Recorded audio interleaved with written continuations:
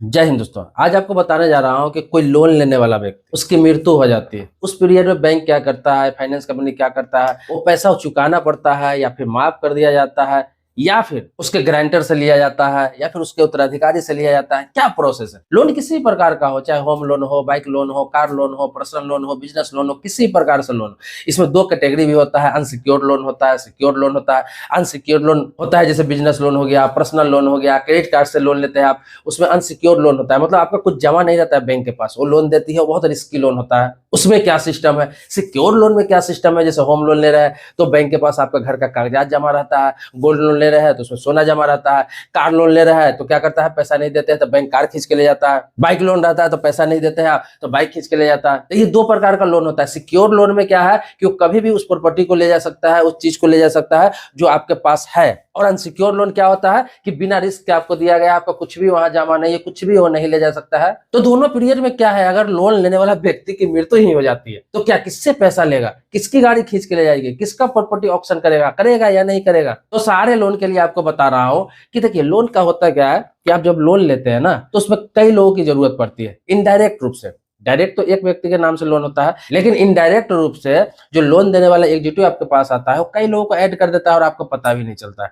जैसे कि आपने लोन ले रखा है, होम लोन लिया, तो होम लोन में क्या होता है कि उसमें को बराबर ऐड कर देता है, जिसको को लोन होल्डर भी बोलते हैं, सह उधारकर्ता भी बोलते हैं, सह ऋण धारक भी बोलते हैं। सब बैंक अलग अलग उसका नाम रख रखा है, लेकिन को बराबर या को लोन होल्डर उसको बोला जाता है। जब आप लोन लेते हैं तो आपको बता दूं कि जब आप लोन लेंगे ना होम लोन, तो उसमें क्या करेगा, चालाकी से एग्जीक्यूटिव, उसको ट्रेनिंग दिया हुआ रहता है, आपको ये बोलेगा कि आप अपनी पत्नी का भी आईडी दे दीजिए, उनका भी पैन कार्ड दे दीजिए, अगर आपके बेटे हैं कोई कमाने वाला या फिर 18 साल का ऊपर है, उनका भी आईडी दे दीजिए, आधार दे दीजिए, अच्छा रहता है, लोन स्ट्रॉन्ग रहता है, उनको बिजनेस में डाल दूंगा, कोई दिक्कत नहीं है। आपको ये नहीं बताएगा कि को लोन होल्डर में डालेगा, सह उधारकर्ता में डालेगा, और वो आपके साथ उसको ऐड कर दिया जाता है, आपकी वाइफ का चाहे आपके बच्चों को। वो इसलिए ऐसा करते हैं कि लोन लेने वाले व्यक्ति की अगर मृत्यु हो जाती है किसी प्रकार से, तो वो लोन चुकाने की जिम्मेवारी उसकी होती है। जो को लोन होल्डर होते हैं, मतलब कि पत्नी हो, बच्चे हो, जो जिसका नाम उसमें ऐड हो, वो मेन में आ जाता है और उसको किसी भी हालात में लोन चुकाना ही है।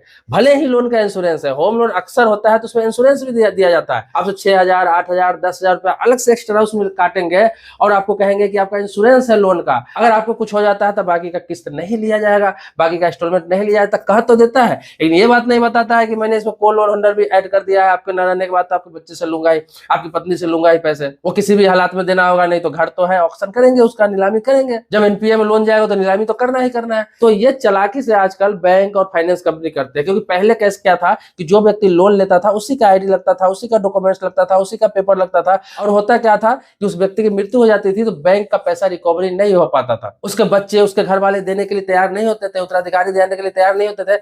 इसीलिए इस तरह का अब बैंकों की तरफ से किया जा रहा है। और नियम भी यह है कि अगर लोन लेने वाले व्यक्ति की मृत्यु हो भी जाती है तो बैंक कभी पैसा छोड़ता नहीं, इस चीज को जान लीजिए, किसी से न किसी से रिकवरी करना ही पड़ता है। ये तो सिक्योर लोन हुआ, इसमें तो भाई को लोन होल्डर भी होता है, दूसरा क्या है, प्रॉपर्टी भी है, तो अगर नहीं दे रहा है तो प्रॉपर्टी ऑक्शन करेगी। दूसरा क्या है, गोल्ड लोन के मामले में, गोल्ड लोन के मामले में अगर व्यक्ति की मृत्यु हो जाती है, अगर कोई पैसा दूसरा चुकाने नहीं आता है तो क्या होता है, उस गोल्ड को जब्त कर लिया जाता है, उस गोल्ड का ऑक्शन कर दिया जाता है, क्योंकि उसके पास ऑलरेडी उतना का गोल्ड है, उससे ज्यादा का उसको ज्यादा फर्क नहीं पड़ता, उसकी पैसे रिकवरी हो जाती है। या फिर कोई उसका उत्तराधिकारी है, बच्चे है, वाइफ है, अगर गोल्ड लोन लेने गया, मांगने गया, पैसे चुकाओ ले जाओ, ये वाली सिस्टम हो जाती है। तो ये सब सिक्योर लोन हुआ, क्योंकि उसके पास ऑप्शन है, आपका चीजें जमा है। अब अनसिक्योर लोन के बारे में बता दो, जैसे आपका पर्सनल लोन हो गया, क्रेडिट कार्ड लोन हो गया, ऑनलाइन इंस्टेंट लोन हो गया, तो ये लोन हो गया अनसिक्योर लोन। इस लोन में क्या होता है कि अगर लोन लेने वाले व्यक्ति की मृत्यु हो जाती है तो उसमें को बराबर है या को लोन होल्डर नहीं होता है, क्योंकि वो पर्सनल ले रखा होता है, उसका पर्सनल होता है क्रेडिट कार्ड या फिर पर्सनल लोन या फिर ऑनलाइन इंस्टेंट लोन, उसमें दूसरा का कोई कुछ लगा हुआ नहीं होता है। तो इस पीरियड में क्या होता है कि उस व्यक्ति की मृत्यु हो जाती है तो वो दूसरा से घर में रिकवरी नहीं कर सकता है। उसमें क्या होता है कि उसमें जो ग्रांटर बना हुआ है, सबसे बड़ा मामला यहाँ पे फंसता है, वो बेचारे फंस जाते हैं। जो इस लोन में, पर्सनल लोन में जो ग्रांटर बना हुआ था, उससे रिकवरी की कोशिश की जाती है, उस पर प्रेशर बनाया जाता है, उस पर दबाव बनाया जाता है।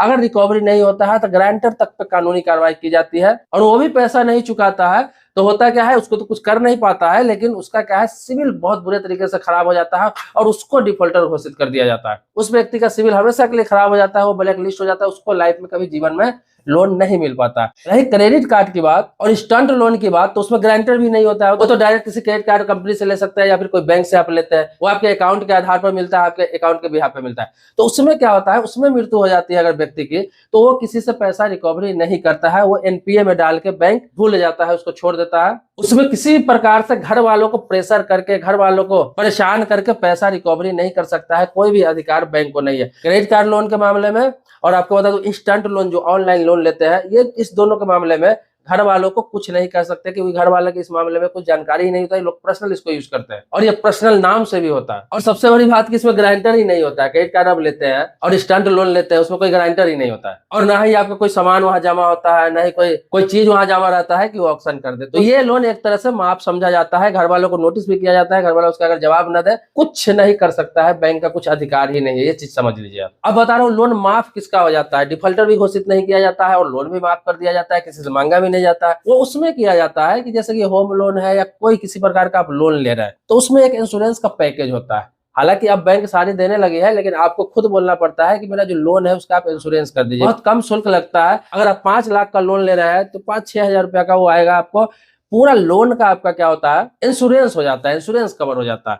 मतलब जो व्यक्ति लोन लिया हुआ है उस व्यक्ति की अगर डेथ हो जाए, अगर पर्सनल उसी के नाम से लोन है, तो कोई को लोन होल्डर उसमें ऐड नहीं है, तो अगर उसी के नाम से लोन है और उसकी मृत्यु हो जाती है, भले ही उसका बच्चा है, उसकी वाइफ है, लेकिन अगर उसमें ऐड नहीं है, तो आपको बता दूं कि वो इंश्योरेंस कंपनी की जिम्मेदारी हो जाती है। किसी भी हालात में इंश्योरेंस कंपनी को ही पैसा देना है, क्योंकि उसके घर वाले अगर देने के लिए तैयार नहीं होते हैं, गारंटर देने के लिए तैयार नहीं होते हैं, तो बैंक क्या करता है, कोर्ट जाता है और इंश्योरेंस कंपनी से क्लेम मांगता है और इंश्योरेंस कंपनी उसको क्लेम देती भी है। तो इसीलिए कोई लोन ले रहे हैं आप, होम लोन या किसी प्रकार का लोन, आप पर्सनल नाम से ले रहे हैं, कोई लोन होल्डर नहीं डाल रहे हैं आप, उसमें को बराबर नहीं डाल रहे हैं, अब पर्सनल खुद के नाम से आपका लोन है, भले वो सिक्योर लोन क्यों ना हो, होम लोन ही क्यों ना हो, गोल्ड लोन क्यों ना हो, अगर इंश्योरेंस है तो जिम्मेवारी हो जाती है इंश्योरेंस कंपनी को जमा करना होता है। इंश्योरेंस कंपनी ही वहन करेगी, क्योंकि वो व्यक्ति खुद से प्रीमियम दे चुका है लोन लेते समय ही। दोस्तों इससे संबंधित कोई मन में सवाल है, प्रश्न है, कुछ पूछना है, कुछ जानना है, तो कमेंट बॉक्स में आप लिख सकते हैं। बाकी मैंने लगभग सारी बातें आपको बताई दी है। किसी नए टॉपिक पर वीडियो चाहिए तो आप कमेंट बॉक्स में लिख सकते हैं।